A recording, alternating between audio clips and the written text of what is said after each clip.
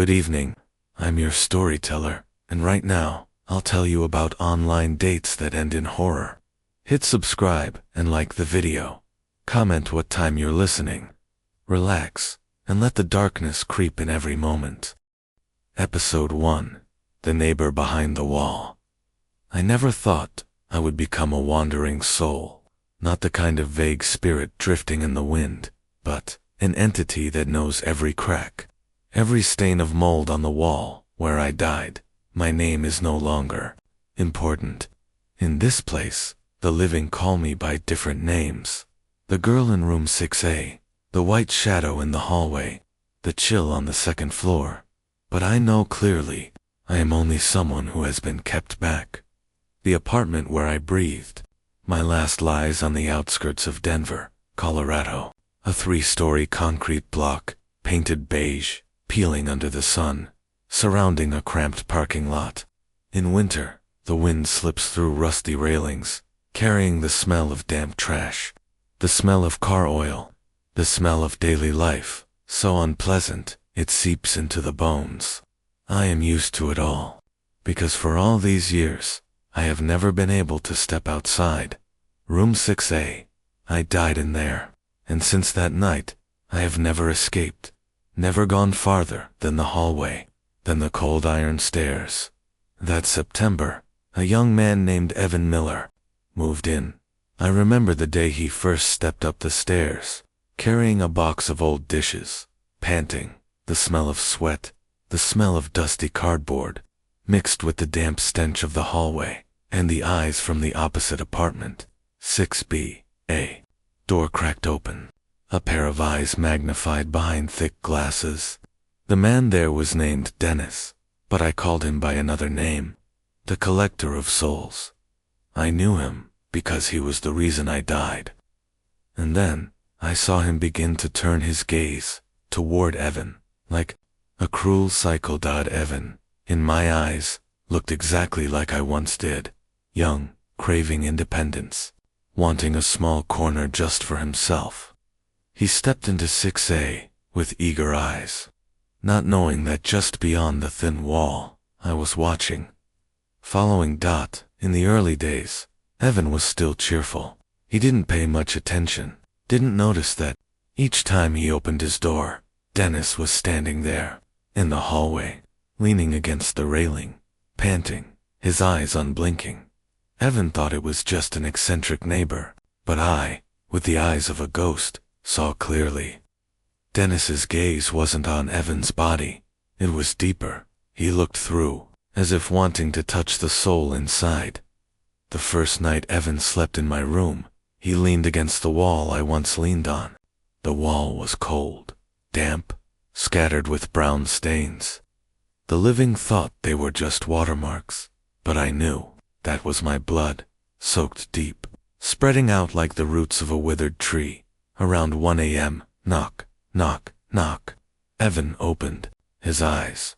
Looking around, I heard his heartbeat quicken, his breath falter. 3 knocks, evenly spaced.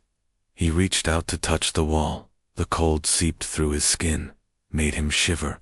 But he didn't know. It was Dennis's ghostly hand, pressing against the wall from the other side. She's asleep already. Wait.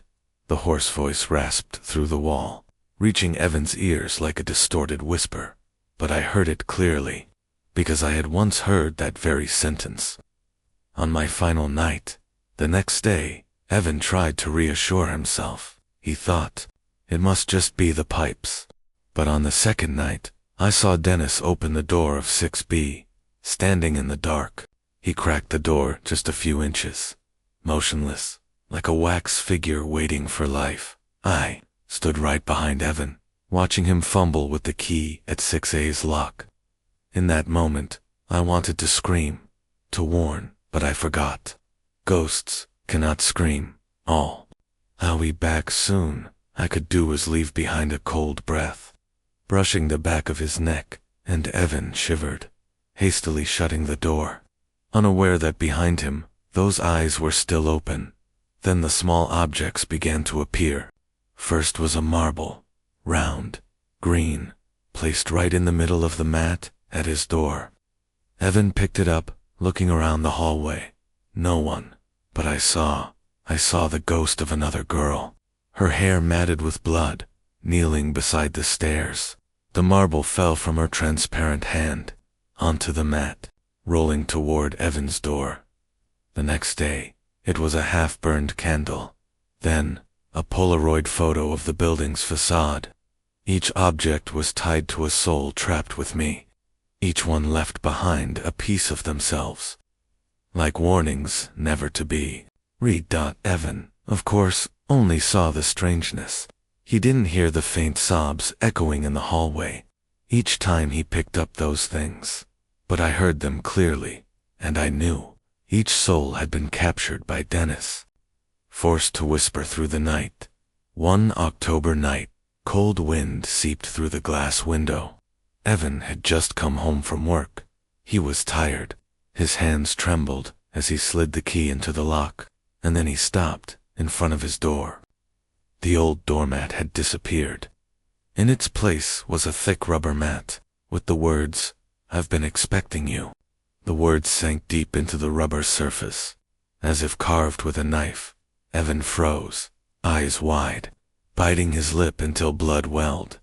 I, the ghost, bent down, and I saw tiny specks of blood clinging to the edge of the letters. Not printed ink, fresh blood. The story had only just begun. Evan did not yet know that in room 6A itself, he was not only living with his belongings, but also living with me, and with all the souls imprisoned, in photographs, in walls, in the knocking at midnight. I want to warn him, but all I can do is tell the story. Night after night, Evan gradually grew used to the presence of strange sounds, but that familiarity was not acceptance. It was exhaustion. Like a beast cornered until it no longer struggled, I, from the dark corner of the ceiling, saw every small movement of his. He kept the nightlight on all night, left the TV running at low volume, sometimes sat blankly for hours, before daring to turn off his phone. Every metallic knock from the pipes, every creak of the wooden floor, made his heart leap. As for me, I heard more. That night, exactly 2:12 a.m., knock, knock, knock. Evan shot up, his forehead soaked with sweat. This time, he didn't pretend to keep sleeping. He lifted his hand and tapped once against the wall. A pause, then 3 answering knocks. Steady, groaning. I saw his hand trembling. But curiosity, the very thing that once killed me, was slowly seeping into his blood. Evan pressed his ear to the wall. The sound came right beside him, as if someone was leaning in, whispering through a thin sheet of paper. "She's asleep already." "Wait."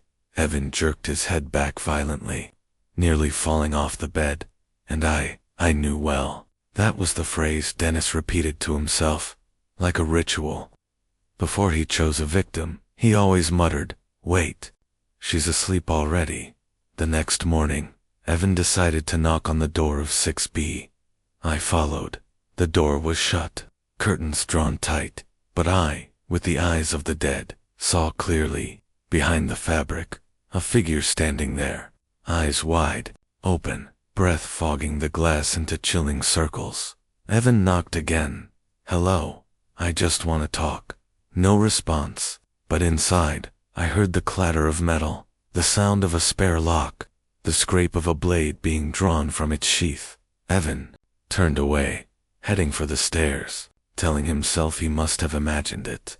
But the eyes behind that curtain still followed, and I heard Dennis's whisper clearly, this time without concealment. "He's exactly like the last girl." My heart clenched. I knew he was talking about me. December, the heavy cold filled the hallway, carrying the stench of rust and thicker mold. One morning, Evan came home after a night shift. When he bent down to unlock his door, he noticed the latch on the bedroom window had been flipped open. He froze, but I saw more. I saw faint traces on the glass. Long smears, like dusty fingertips, pressed against the inside of the window, which meant Dennis had stood right inside the room. While Evan was gone, breathing the air he left behind. Imagining him asleep, Evan called the police. 2 officers came, listened, nodded, then walked over to 6B to knock. I floated after them. Dennis opened, his face pale like wax, thick glasses covering his eyes, but not hiding the raw stare beneath. "Not me," he said, his voice hoarse, dry, like metal scraping stone. "I've been away for days." I saw the lies slip from his lips, dropping to the floor like white maggots. But the police, they only scribbled a few notes and left. Evan, standing in his room, watched them disappear, his lips pressed tight until they bled. I stood beside him, whispering words he couldn't hear. I called the police too, and no one believed. After that night, Evan began adding locks, a door bar, a small security camera fixed in the living room, facing the front door. He wanted to believe that would keep him safe, but he didn't know. Locks only stopped the living, and I had once seen Dennis slip inside like a snake, slow, silent, leaving not a single scratch. One February evening, Evan stopped by the supermarket. He carried his basket out to the parking lot, head lowered, walking quickly, and I saw Dennis, from the end of the cereal aisle, lift his face, staring straight at him. No avoidance, no shame, just staring. When Evan hurried to his car, Dennis was already leaning against the cart return station. Cold wind flipped the hem of his coat. "Cold night," he said. "Yeah," Evan replied, voice shaking, fumbling to unlock his car. The next day, on Evan's doormat, there was another Polaroid, a picture of him carrying his groceries across the lot. I looked at the photo, noticing something Evan didn't. In the background was a faint shadow among the car's eyes staring through the lens. That shadow was me, the ghost of the one who had been the victim before. Then came the time Evan did laundry in the basement. Flickering lights, heavy damp smell, the washer growling. When the lights went out, darkness swallowed the corridor. I heard footsteps stop at the doorway. When the light came back, Dennis stood there, his whole body filling the frame. "You should lock your room better." His voice flat, even, as if discussing something ordinary.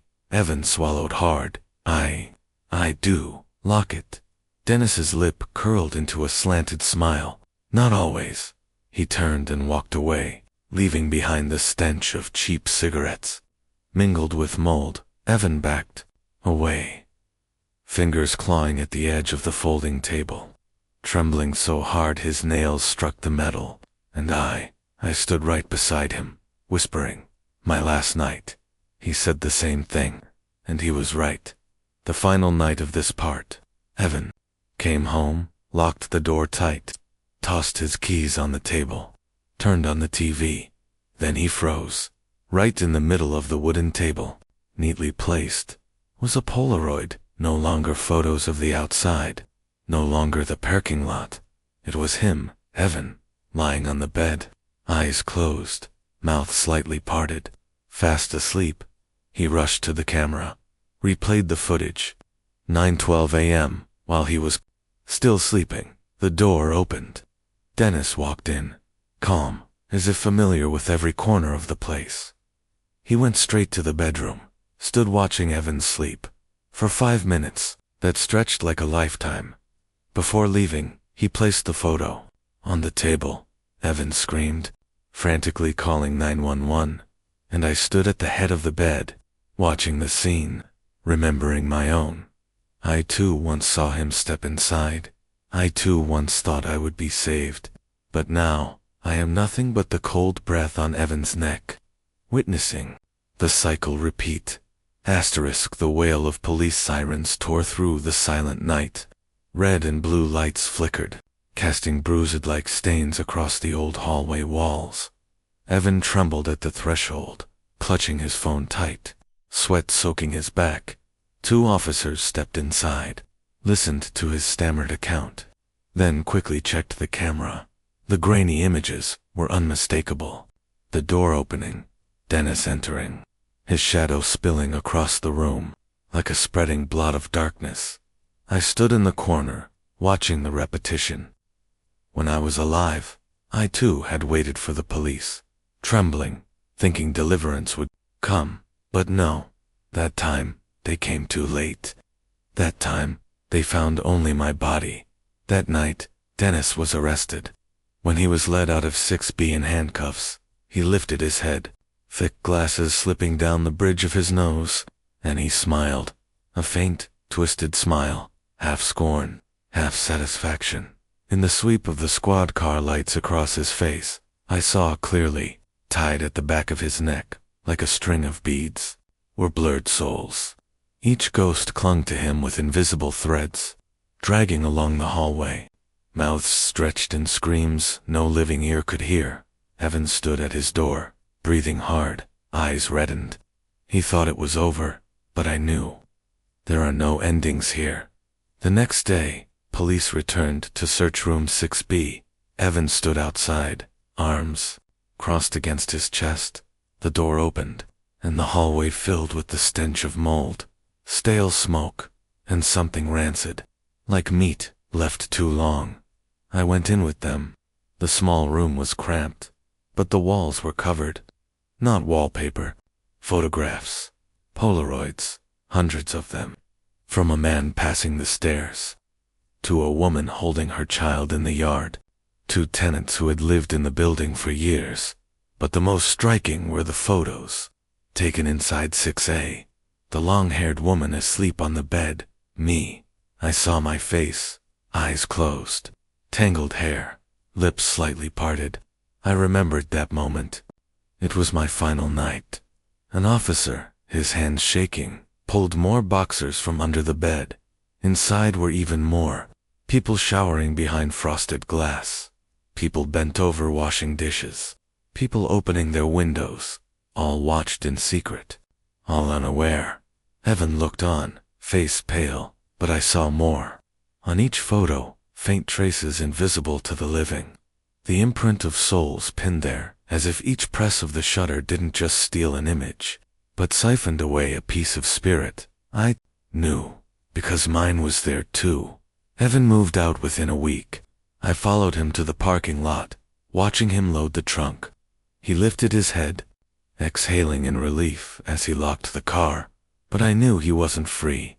When the car rolled away, I saw in the rearview mirror, Dennis's face still reflected faintly, though he was in custody, and in his palm, a new photo gleamed, a photo of Evan, driving, his brow damp with sweat, his lips pressed tight.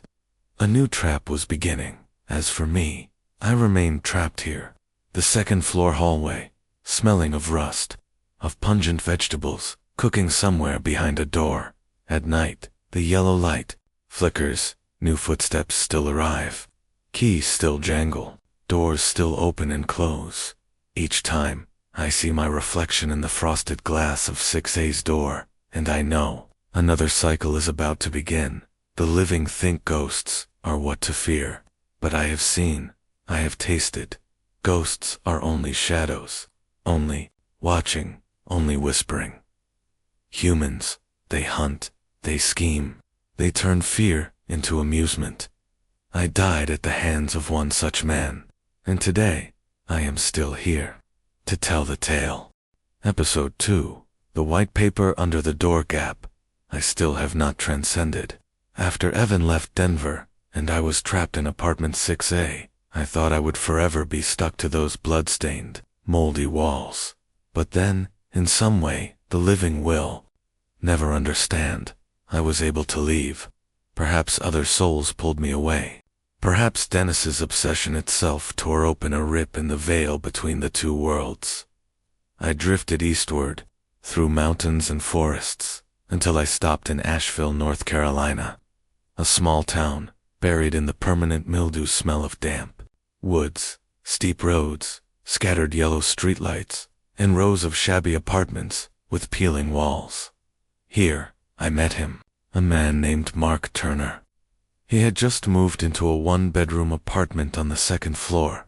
He had just gone through a breakup, just quit his old job, trying to start a new life.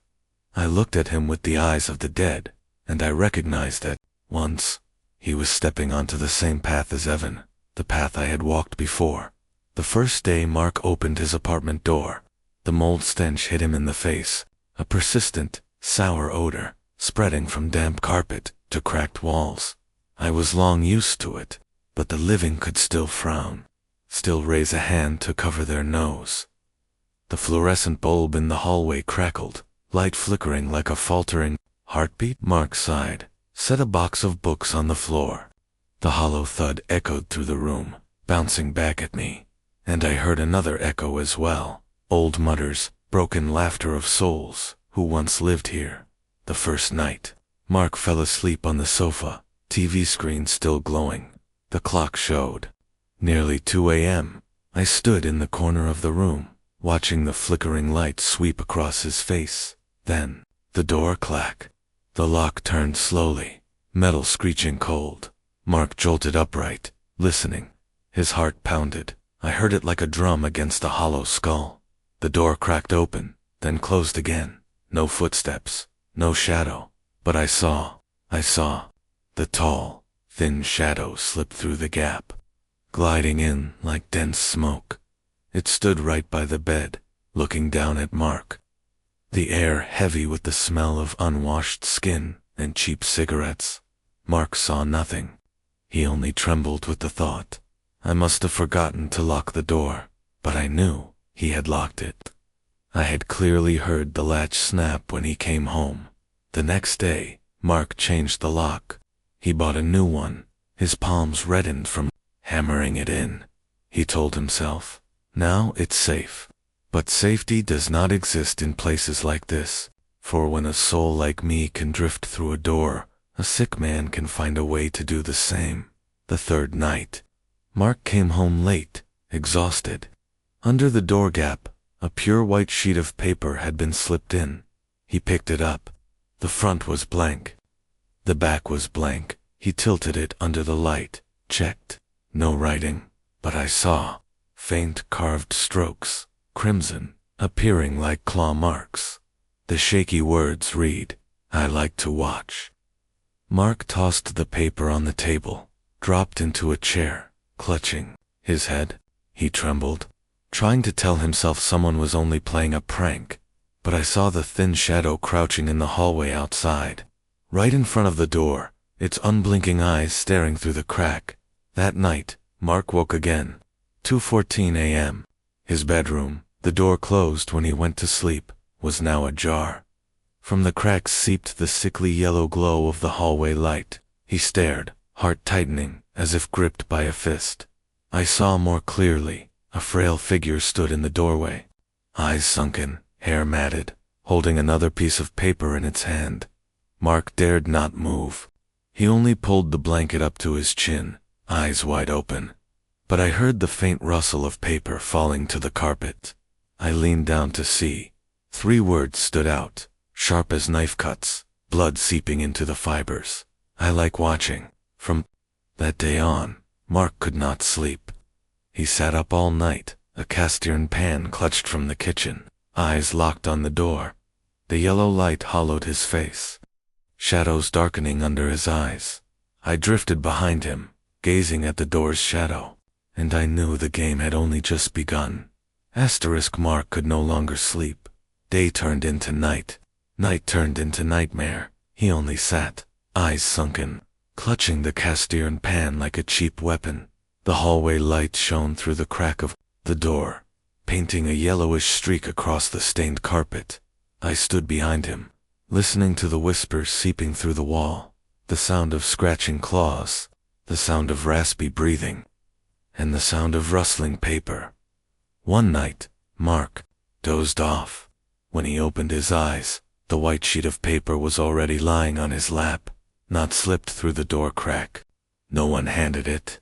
It was simply there. Mark trembled, picked it up. This time, there were words, clear, in black ink. But the ink seemed to seep from human skin, rather than a pen. You look most peaceful when you sleep. He jumped up, flung the paper to the ground. I bent down and I saw it change its line. The ink smear spread into dried blood, transforming into a new sentence meant only for my eyes. So did she, that last night. My throat tightened. I knew who had written it. Dennis himself, or something of the same nature as him, a soul hunter. Mark began locking everything. The front door, the windows, even wedging a chair under the handle. But I saw, from the hallway outside, the thin shadow still crouched, its empty eyes glued to the crack of the door. 2 a.m., the lock turned. Mark, startled, rushed to block the door. He pressed the cast iron pan close, shouting, "Go away. I already called the police." No one answered.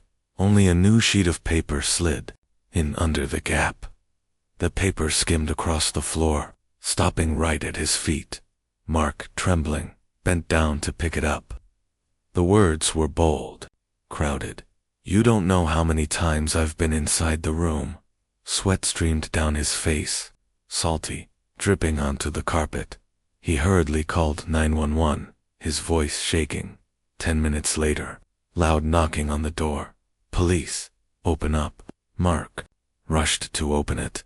2 officers stepped in, sweeping flashlights around the room. The door was still locked. No signs of forced entry.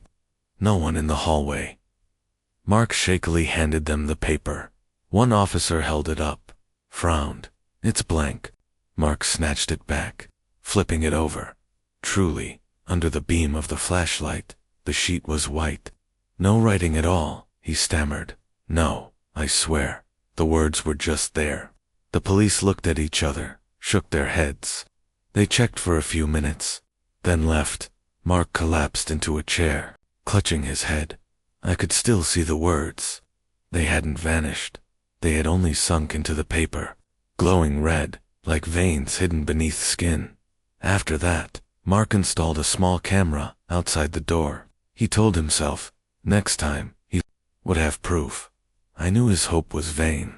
The machines of the living cannot capture what I see, but I could not stop him. The next night, Mark slumped over the table. The camera screen displayed an empty hallway. Then the hallway light flickered. In a brief flash, a tall, thin shadow appeared. Its eyes, 2 dark hollows, stared straight into the lens. The light went out, then flared again. The hallway was empty. Mark rewound and replayed, shouting, "There's someone." There was clearly someone.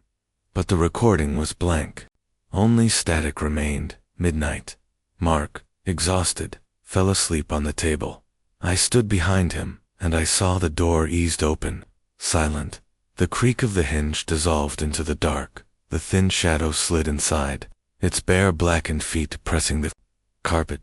It leaned close to Mark's face, inhaled deeply, exhaled the stench of burnt tobacco and rotting teeth. In its hand, a new piece of paper. It laid it on Mark's chest. The long, bony fingers stroked lightly across his sweat-soaked hair. I rushed forward, tried to scream, tried to push it away, but I only passed through air. When Mark startled awake, he screamed, knocking the chair over on his chest. The paper stuck, the letters trembling. "Tonight will be the last night." He shook violently, fumbling to call 911 once again, but I knew no police would arrive in time. The phone in Mark's hand vibrated. The dispatcher's voice rang through the speaker. 911, what's your emergency?" He gasped, nearly sobbing. "There's a man. He's in my room. He's leaving papers everywhere." He stopped. His eyes went wide. He stared at the sheet of paper that had just fallen onto the table. It changed. I saw it clearly. The black ink spread into blood, flowing across the page, into new words. "He will never leave this place." Mark dropped the phone. He rushed to the door, unlocked it, tried to run down the stairs, but the door wouldn't budge. It was blocked from the outside. He pulled, he pounded, he screamed until his voice broke. I flew close, screaming in despair. But as always, the living could not hear me. The lights went out. The room sank into thick darkness. Only a faint glow from the window crack remained. enough to paint the shadow of a figure in the corner, tall, thin, hollow-eyed, long hands wrapped around a sheet of paper as if cradling a charm. Mark backed away. He tripped on a chair, fell to the floor. The shadow stepped forward, each step slow, heavy, pressing the air down. The smell of dampness spread thickly, mixed with half-burned cigarette smoke, and the stench of meat left too long in a fridge. I knew that smell. It was the smell of my room the night I died. He bent down, whispering, voice ragged, like tearing paper. Sleep. That's when I like it best. His finger pressed the paper to Mark's face. In an instant, the sheet flared red, glowing like hot coal. Mark screamed, flailing, but his body convulsed, trembling violently. The light from the paper poured into his eyes, his mouth, his nose. I saw it clearly. His soul being pulled out, blurred like white smoke, sucked straight into that flat surface. His scream echoed inside me, but in the world outside, it was only the rustling of paper dropping onto the carpet when the light faded. Mark lay still, eyes wide open, lifeless. On his chest, the sheet of paper rested neatly, pure white, as if nothing had ever been written. The police arrived the next morning. A neighbor had called after smelling something foul. They broke the door, found Mark motionless on the floor. Conclusion: stroke or heart failure. No signs of intrusion, no trace of violence. I stood in the corner of the room, watching them lift his body onto the stretcher. The blank sheet slid to the floor, crushed under the boot of an officer. He didn't notice, but I saw it. Beneath that shoe, the paper's surface revealed Mark's face, faint, screaming, his soul's eyes nailed into the fibers. From that day, the apartment was left empty. But I knew, no one escapes forever. Someone new would come, someone lonely, fragile, easily afraid. Then a blank sheet would slide under the door again, at first empty, then with words, and finally, another soul sucked inside.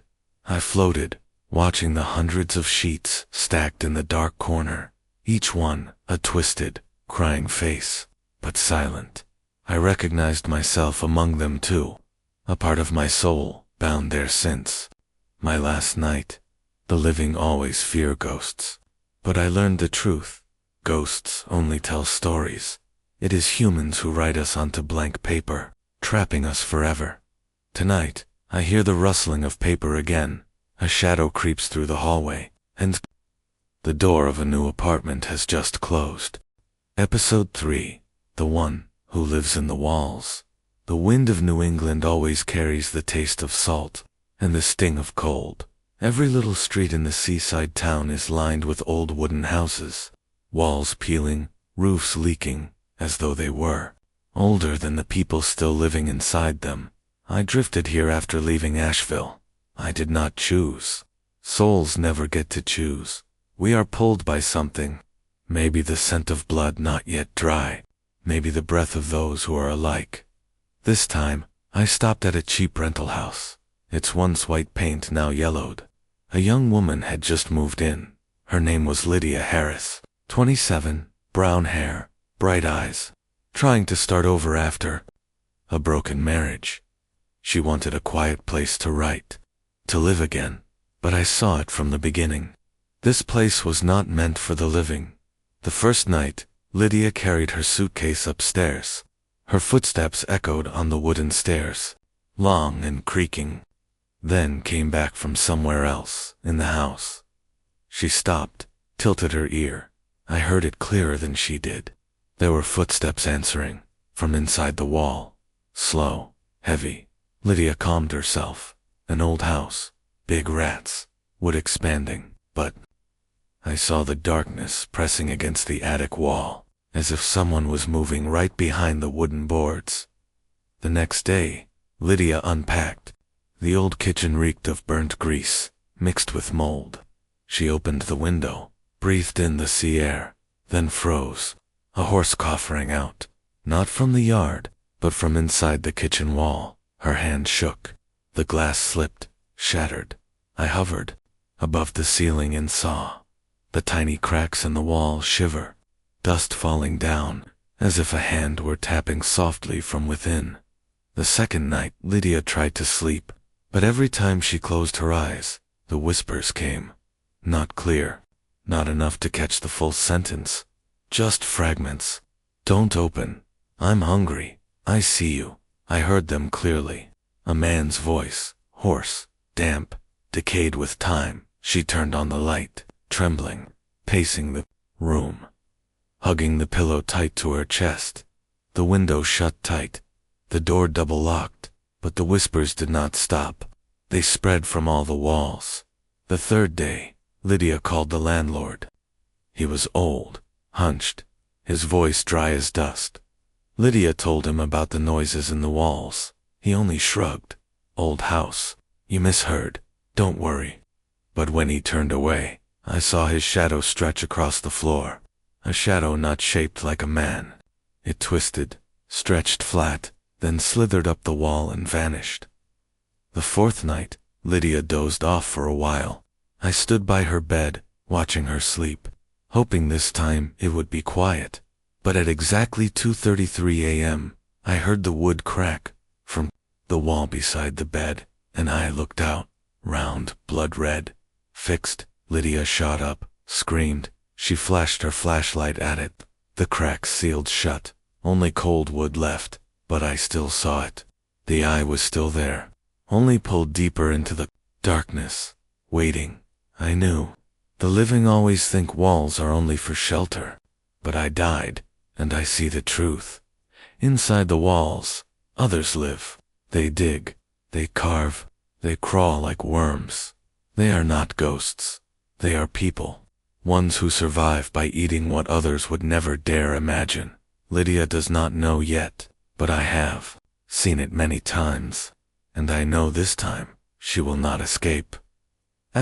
Lydia began to panic. She pressed her ear to the wall, hoping to hear the sound of pipes or rats, but no. The sounds she caught were far too human. Breathing, long, hurried, the scrape of fingernails dragging across wood, and sometimes a faint laugh, choked in the throat. One evening, Lydia was washing dishes. Hot water steamed up. The sting of soap burned her eyes. Suddenly, the faucet shuddered, then stopped flowing. She bent down to check. In the darkness beneath the sink, I saw it clearly. A bony hand clutched the pipe, pitch black, filthy nails, covered in scratches. Lydia didn't see it. She only smelled the faint, rotten stench. Like a dead rat, she backed away, heart pounding, eyes darting around the moldy kitchen. But I saw clearly as that thing shoved its whole body into the pipe, then crawled backward into the wall. That night, Lydia put a chair against the bedroom door. Lights on. She hugged a pillow, eyes refusing. Too close. Near midnight, a thump, thump echoed inside the wall. The rhythm like footsteps, but running vertically along the wall, as though someone was climbing straight up inside.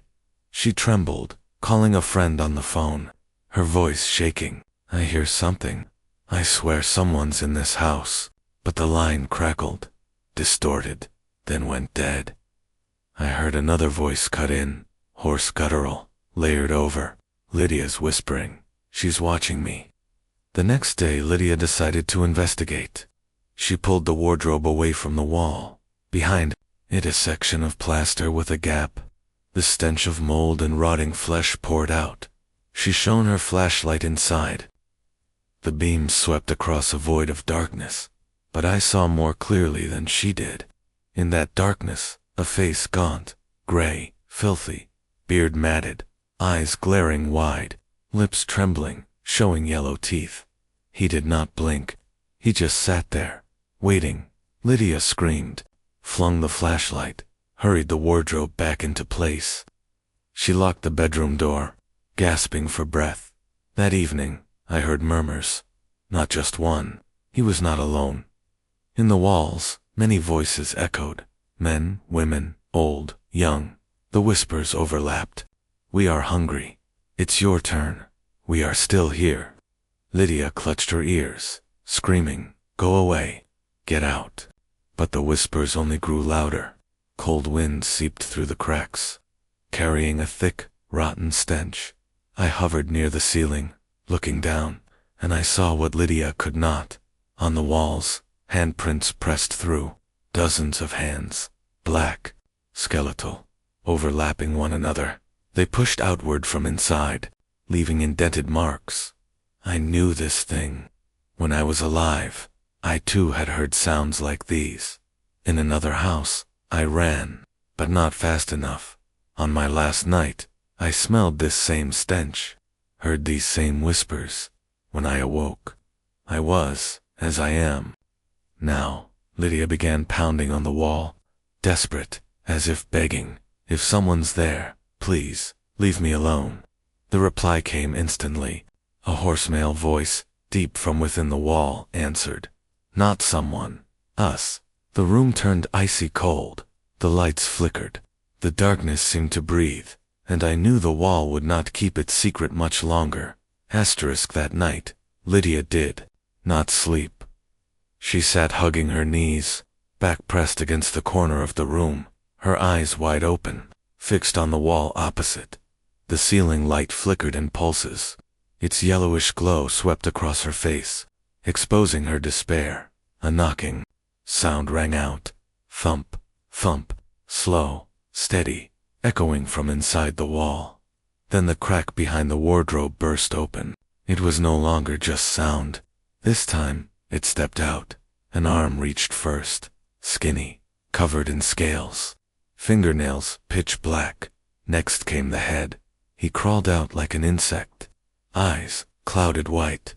Twisted smile stretching to reveal yellowed teeth. Lydia screamed, hurled the bedside lamp at him. The lamp shattered. The light went out. The room sank into darkness. In the dark, I could still see clearly. He crawled out fully, a gaunt body, ribs jutting beneath gray skin. On his shoulders, scraps of filthy fabric clung, the remnants of someone's clothing. And then, not just one, from other walls, more bodies squeezed through. A skeletal woman, hair matted, face mottled with mold. A child crawled out, eyes bulging, stomach caved in, lips curled in a shriveled grin. They dragged themselves, crawled, slithered out of the walls. Lydia sobbed, pressed into the corner. "Go away. What are you?" The first man rasped. "We live in the walls. We have heard you since the first day. And now, it is your turn." He lunged forward, quick as a beast. A bony hand clamped around Lydia's throat, dragging her toward the crack. She thrashed. Claude screamed, but the room filled with the raspy laughter of the others. I rushed in, tried to pry his hand away, but a soul cannot touch flesh. I only passed through, powerless. Lydia was pulled halfway into the wall. She screamed, eyes wide with terror. Her hands stretched out into the open space, toward me, and in her eyes, I saw it clearly. The same desperate plea I once had, the night I died. Inside the dark crevice, I saw the others. They were not fully dead. They were trapped, skin fused to the wood, eyes wide open, mouths gaping soundlessly. The wall consumed them, swallowed them piece by piece, leaving their bodies twitching in endless half-life. Lydia's scream broke off as the wall sealed shut. Only a thin streak of blood smeared the wood, then vanished, as if nothing had happened. The room returned to silence. The ceiling lights stopped flickering. The stench of rot lingered, mixed with mold and the temps of salt. The next day the landlord came again, old, hunched, climbing the stairs slowly. He looked around the empty room, nodded to himself, moved out again. He muttered, then locked the door. I watched him, and I saw, as he walked away, his long shadow slid up the wall. It seeped inside, merging with the ones within. He did not just know, he fed them. He had let this house exist as a trap. The living would call Lydia missing. They would search, they would dig, but they would never find her, because now she was part of this house, like me. like so many other souls. I drifted through the empty room listening to the whispers from the walls. Someday, there will be another, and I understood. People fear ghosts, but ghosts only whisper. The ones who live in the walls. They are the ones who truly know how to tear people apart and keep them for their own.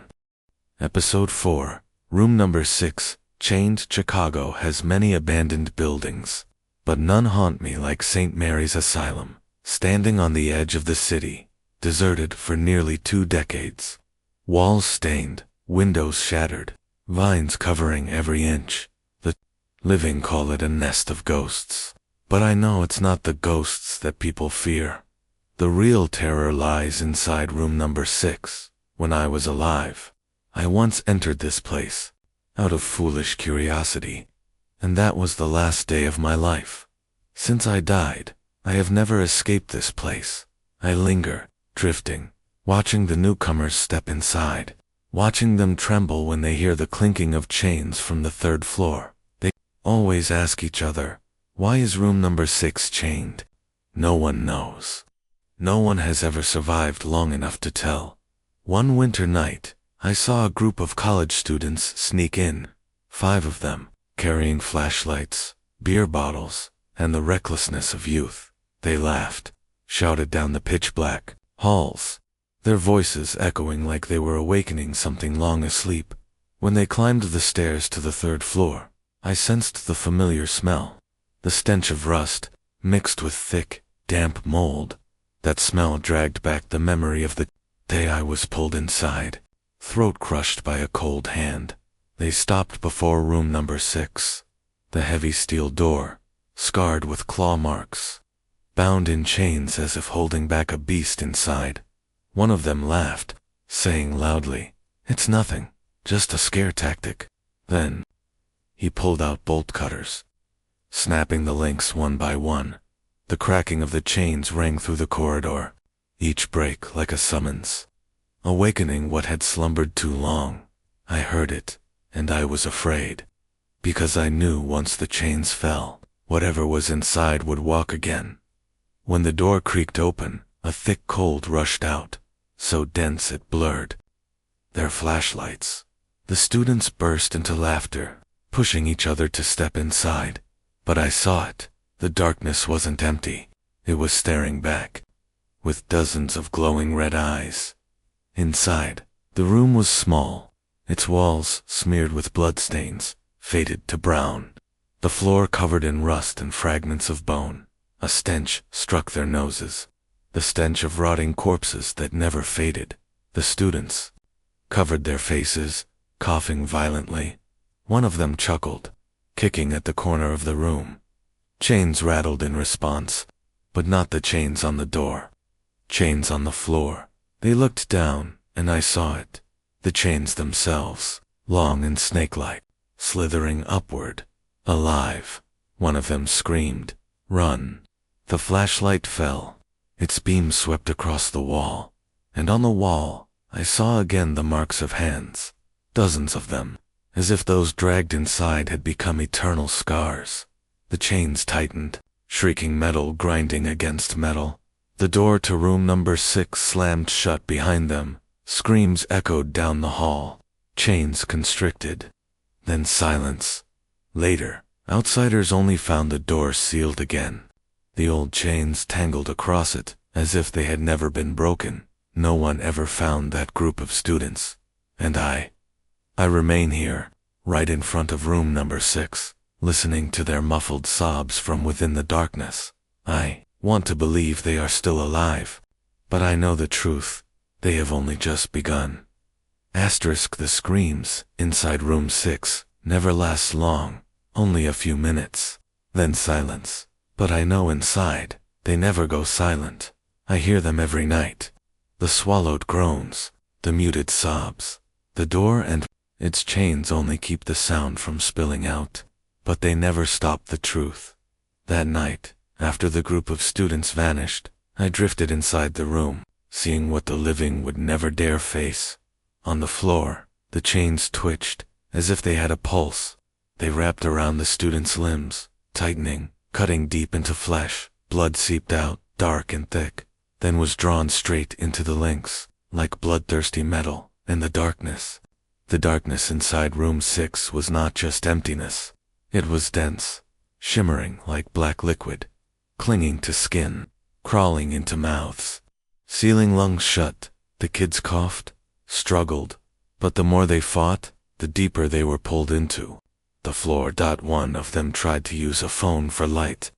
The beam flickered, sweeping across the wall, and then they saw the faces, dozens of human faces sunken into the stained cement, eyes bulging, mouths gaping, as if still screaming. Those faces were not still. They moved, warped, twisted, their eyes rolling to follow each step. The students screamed hoarse, hurled the phone to the ground. It shattered. Darkness swallowed everything. I had seen this before, the day I died. I remember clearly. I too was bound by those chains, throat crushed, heart stilled. But what truly killed me was not the iron shackles. It was the first one ever locked. Inside room 6, I still recall the hazy story. Decades ago, there was a patient named Raymond. He didn't scream, didn't thrash like the others. He only sat still, staring through the crack of the door, smiling. But every night, someone disappeared. Nurses, doctors, other patients, all gone, without a trace. When they checked, Raymond was always there, chains binding his arms and legs, but in his eyes reflected the images of the missing. Screaming without sound, in the end, they had no choice but to seal room 6, chaining the door from the outside, locking it forever. But Raymond did not die. He dissolved into the walls, into the floor, into every chain, and now he is the room itself. The students were swallowed one by one. One was pulled into the wall, its face merging into the cement, eyes bleeding as they froze wide. Another was crushed by chains, bones shattering, body collapsing into fine dust, mixing with the heavy, death-soaked air. The last two clung to each other in the corner, praying. But prayers never save anyone here. A charred black hand, rising straight from the floor, reached up and dragged them both down. They vanished. All that remained was the clatter of chains, and the stench of rust mingled with the thick odor of death. When everything fell still, I heard his voice, not from any human mouth, but from the walls themselves. The chains do not bind me. They only bind them. Laughter echoed, rasping, stretching, until the whole building shuddered. The next morning, the curious came again. They found the door sealed, new chains laced tight. Not a trace of the night before. Only me, and the souls that had just been devoured, witnessed the truth. They would never pass on. They became part of room 6, the eyes, the whispers, the stench of death, all feeding the nightmare that never ends. The night after the group of students vanished, the building returned to its silence. The living thought this place was only a ruin. They passed by, glanced, then avoided it. But I, the one who died here, knew well. This place still breathed. Room number 6 never slept. It only waited. Each night, I heard the chains clinking like a heartbeat. Not steady, but persistent. At times, it was frantic, like when a new soul had just been strangled. At times it was sparse, like the sigh of one already sated. Inside the room, the faces on the wall grew more in number. The old woman on the ground floor, the curious doorman, the homeless man who sought shelter. All vanished one by one, then appeared on the mottled cement wall. I hovered, watching each new face emerge, eyes wide open and unmoving, mouths gaping in silence, and I asked myself, when would it be my turn? But then I remembered. I had died long ago. I was only the witness, unable to escape, unable to fade away. One night, I tried to step deeper into room number 6, cold, the smell of rust, the stench of death, the rot of long decayed bodies blended together, piercing even my soul with shivers. In the center of the room, chains lay in a circle. They were not still. They writhed, coiling around each other like living snakes. And in the middle of that circle, I saw him, Raymond. No longer human, yet fragments of his form remained. His body ulcerated, skin peeling in chunks, his hollow eyes still glimmering with a strange light. He did not move, but his voice echoed through the room, resounding from the walls, the floor, from the chains themselves. They locked me in here. The chains they bound to my hands. They thought they were tying down the beast, but in truth, they had bound their own souls here. I understood. It was humans who created this nightmare. Fear, cruelty, the act of locking away and abandoning. All of it had nurtured Raymond into a monster fused with the room itself. Each soul devoured only made him stronger. Each silent scream only thickened the cement walls. And each chain that broke then sealed itself again, as if to remind, imprisonment never ends.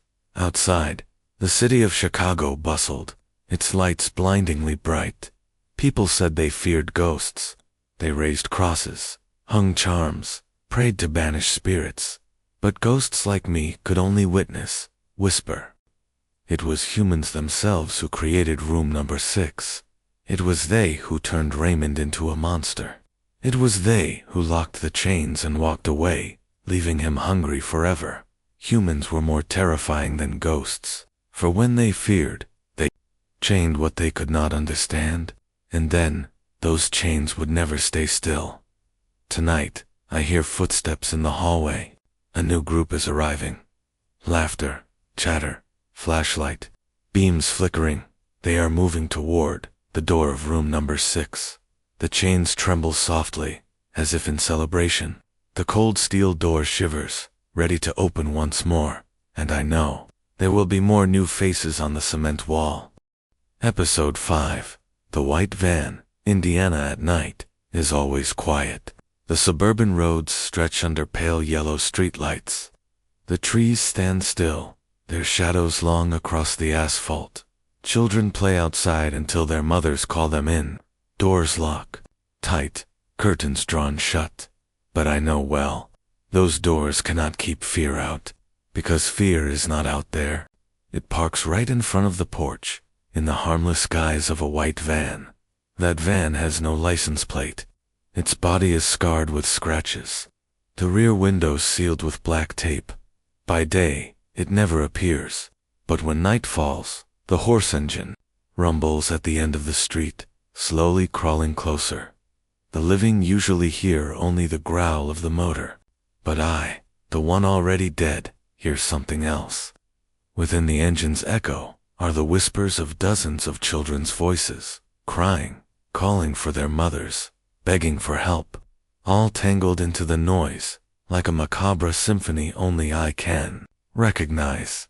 The first night I saw it, its headlights lit up the front lawn.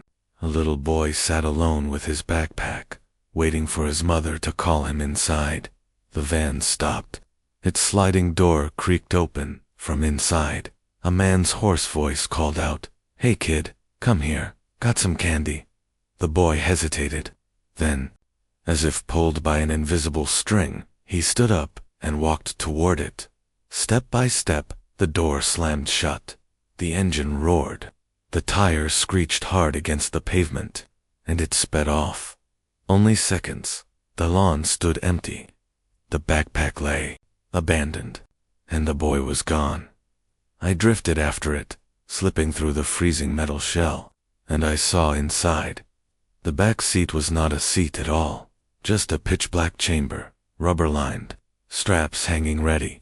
And that smell, sweat, rusted iron, and the faint trace of death in the corner. 3 other children already sat, eyes wide open, mouths sealed with tape. They trembled, struggling to scream, but the engine devoured every sound. The driver was a heavy man, round face, unshaven, stubble, eyes flicking now and then at the rearview mirror. He whistled softly, a strangely cheerful tune, as if carrying ordinary cargo, not human lives. Over his shoulder, I noticed in the passenger seat pocket an old Polaroid camera. As he drove, he pulled it out. snapping shot after shot of the bound children. Each flash froze their terrified faces into photographs. Every time a picture slid out from the slot, he smiled. He slipped it into a small wooden box by his seat. The box was already crammed full. I wanted to believe they still had a chance, but I remembered. I had seen it many times before.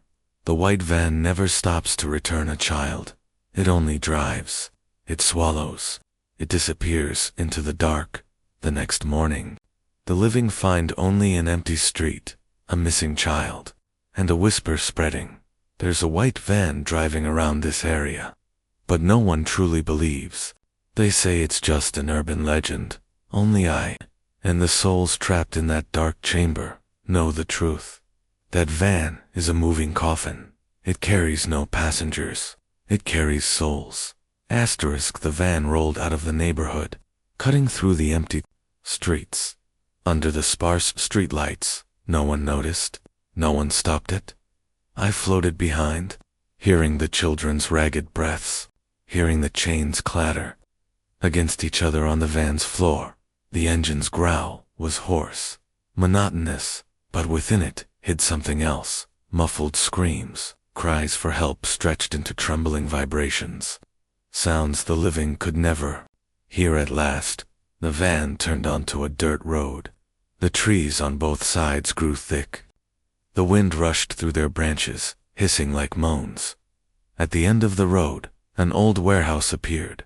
Rusted tin roof, heavy wooden doors, barbed wire fence around it.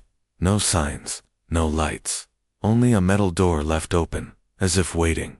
The driver killed the engine, got out. His shoes crunched on gravel. He pulled the sliding door open. The inside reeked of burnt gasoline, sweat, and something fouler still, the stench of rotting flesh. The children wept, tears streaking down their faces. But the tape over their mouths reduced the cries to strangled, painful noises. He dragged them out one by one, as if hauling sacks. Small bodies slammed hard against the concrete floor.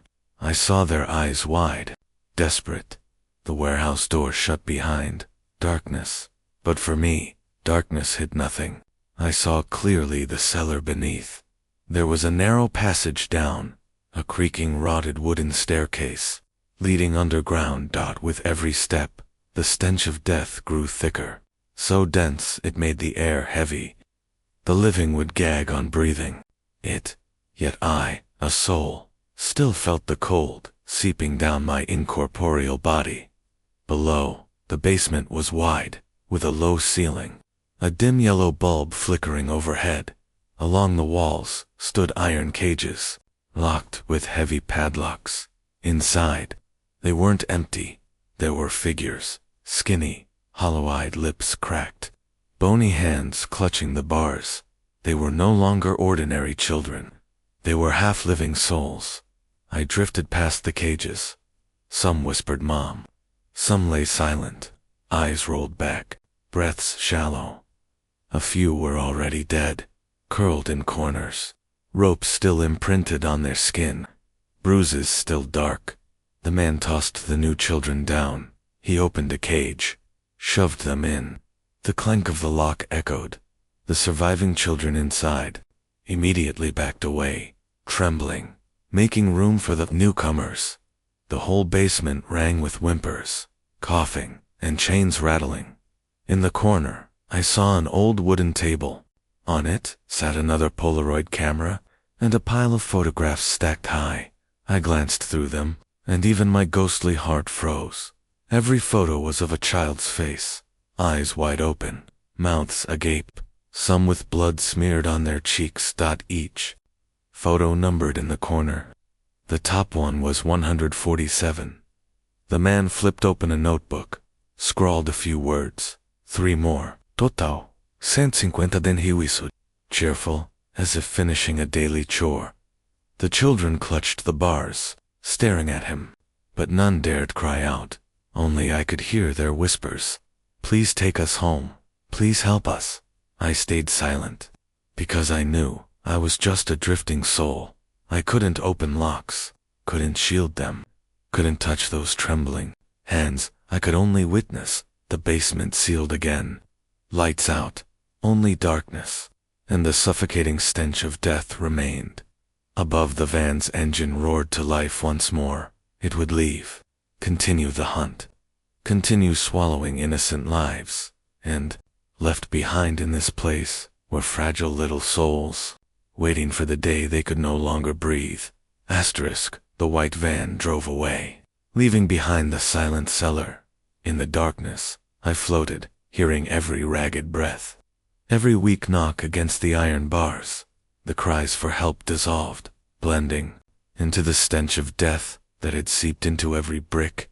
Night after night, the children in the cages withered. Some stopped breathing, their bodies curled, leaving behind gaping eyes. The rest only stared, as if waiting for their turn. And I knew, here there was no salvation. For years I had witnessed this scene repeat. The white van took more, the cellar filled more, then more small bodies were dragged away, vanishing into the last room at the end of the corridor. That night, I followed him. The fat man, with calloused hands, dragged 3 small corpses. The last door opened, and I saw inside an operating table. The surgical light shone cold and white. On the wall hung rows of knives, pliers, saws, not dusty, but gleaming. Cleaned often, he placed each small body on the table, took the Polaroid camera, and snapped photos. The flash burst, printing on the photo the motionless faces. Then he stacked the photos neatly, putting them into a large wooden box. Inside, hundreds of photographs piled up, children's eyes staring outward, as if pointing straight at me. He removed his gloves, washed his hands in a steel basin. The water turned red, his face calm, almost cheerful, as if this were not a crime, but a daily task. I looked around the room. On the wooden shelves, glass jars were lined up. Inside floated all sorts of things, strands of hair, tiny shoes, even shriveled hands. Each jar bore a number, matching the numbers on the photographs. The last number I saw, 214. 214. Not a single one was ever returned. I remembered when I was alive. I too disappeared like that. I don't remember the exact moment I vanished. Only the flash of light inside the van, the smell of rubber, the stench of rusted iron. Then, I never returned. Now, I know I too was one of those numbers. One of the souls trapped here, stuck in this dark cellar, never passing on. The living in the city still whispered about the white van. They warned the children, don't go out alone. If you see a van with no license plate, run. But no one truly believed. They thought it only a tale to scare kids.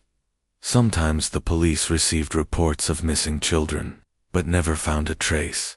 How could they, when the bodies were not left on the streets, but swallowed whole by that sealed cellar? That night, I saw him sitting in the cellar, opening the wooden box, flipping through each photo, gazing. He smiled, closed his eyes, and drew in a deep breath. His whisper echoed through the cellar, they're mine. They will never leave me. The surviving children in the cages sobbed. One small child trembled, lifted his eyes toward the pitch-black ceiling, whispering, someone, please, save us. That voice brushed past my soul, like a knife twisting deep, but I was only a ghost. I had no hands to unshackle, no breath to scream loud. I had only eyes to see, and memory to tell. I had seen hundreds of lives taken into the white van, had seen hundreds of photos fill the wooden box, and I realized one thing. The living fear ghosts. They whisper, they hide, they raise crosses to ward off spirits. But ghosts only witness. Only humans are cold enough to laugh while strangling a child, calm enough to snap photos as life fades, patient enough to collect pain as a private keepsake. The white van still drives out there, in the dark nights of Indiana. Every time the hoarse growl of the engine echoes from the end of the street, I know a new soul is about to join this place. The children's faces on the walls, in the jars, in the photographs, will only multiply, and I can only whisper to the darkness. Episode 6. The mysterious VHS tape. Thrift stores in America have their own smell. The smell of dust on discarded clothes. The smell of rotting wood from sagging cabinets. The damp stench clinging in the air. But hidden inside it, another smell. The smell of the past. The smell of things that should never have been kept. The living usually walk in. They buy a chair, a lamp, some clothes, then they leave. But that day, I saw a young man. His name was Ethan, and I knew what he would find would lead him to his death. On a low wooden shelf, under thick dust, lay an old VHS tape box. The label had faded, only smudged handwriting remained, 72. Ethan picked it up. He smirked. Wonder if it's a horror flick, or a porno. But I knew better. Inside that reel of tape, there was breath. There were whispers. The voices of the souls trapped within. That night, Ethan carried the tape back home. His small apartment in the suburbs of Detroit. Wooden floorboards creaked. Walls reeked of cigarette smoke. A neon light flickered above an old table. He slid the tape into a scratched VHS player. The machine hissed. The screen fuzzed with static. Then, the image appeared. Not a movie, but a basement. A dark room. A single bulb swinging weakly overhead. In the middle, someone tied to a chair. Ropes cut into their arms. Duct tape sealed their mouth. Eyes bulging, wet with tears, staring straight into the lens. Ethan leaned closer, breath quick, and I froze, because I knew that room. It was the basement where I had died. The tape crackled. Through the static footsteps, the clink of metal, a figure entered. Tall, a black coat, a smooth mask hiding his face, silent, only the knife in his hand. He walked toward the chair, slow, patient. Ethan gasped. I remembered. The blood, the silent scream, the cold breath of death. The screen froze. The knife suspended in air. The image warped. Then blue screen. Ethan exhaled, shaking. He muttered, "Fake. Has to be fake. Just some sicko filming for fun." But then it came. A faint click. The sound of a camera. He spun around. Nothing. Only the neon buzzing, casting its sickly glow. But I saw it. In the corner. The shadow. Standing dot in its hand. A Polaroid camera. And it had just taken Ethan's picture. Asterisk. That night. Ethan did not sleep well. In his dream, he heard the buzzing of the VHS player, the scraping of metal, the whisper of someone right by his ear. Sit still, look straight at the lens. He jolted awake. Cold sweat, soaking his shirt. The room was dead silent. Only the flickering neon light on the ceiling. But I knew the room was not empty. He was still there, the masked figure, standing in the dark corner, patiently watching. The next morning, outside his apartment door, Ethan found a package. No return address. Only a single small note. Lot number 73. Inside was another VHS tape. He hesitated, but still pushed the tape into the player. The familiar buzzing. The screen filled with static. Then the image appeared. This time, the room on the tape was different. It was larger, dimmer.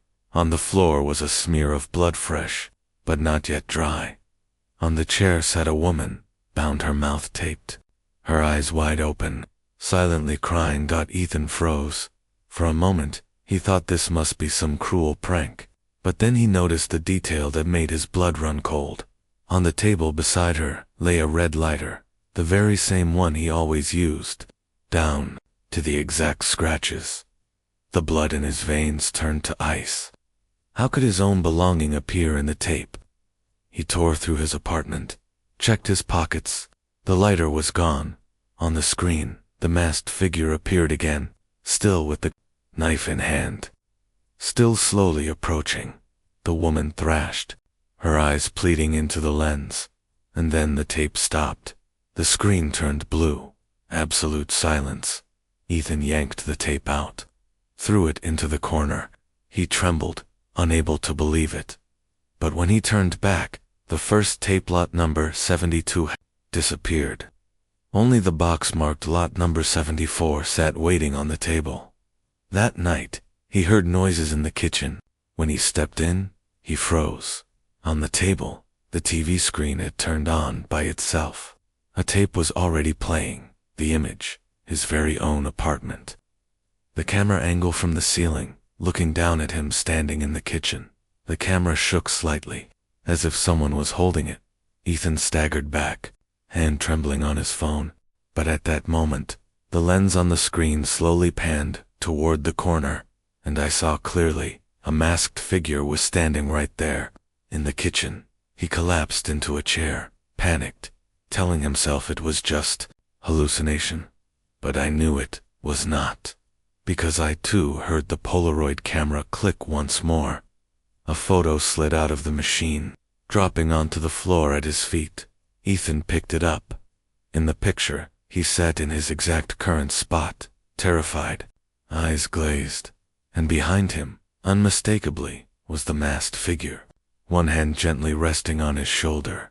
He hurled the photo away, ran for the door, but the front door was locked tight, the rusty lock, the doorknob freezing cold. In the darkness behind him, I heard the whisper echoing from every wall. Sit still, look straight at the lens. Ethan's apartment was pitch dark. Only the TV screen glowed blue, flickering non-stop. Ethan backed into the corner of the wall, chest heaving, eyes wide open. His whole body trembled, as if trapped inside an invisible iron cage. On the screen, the tape kept running. No more scenes in the basement, no more scenes of the woman. Now, the camera filmed this very apartment, Ethan's apartment, from multiple angles. The sofa, the kitchen, the window, and finally Ethan, curled up in the corner. He lunged forward, yanked the TV's power cord, but the screen stayed lit. BZZZT.